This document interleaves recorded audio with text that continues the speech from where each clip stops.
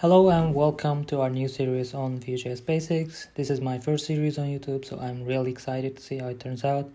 And hopefully by the end of this series, you will have a good understanding of the basics of Vue.js and will be able to start building your own projects using this powerful framework. So what is Vue.js and why you might want to use it?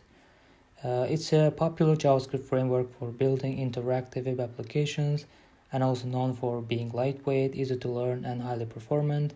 By using Vue.js, we can create dynamic, reactive user interfaces with minimal code, and it's really great for building single-page applications.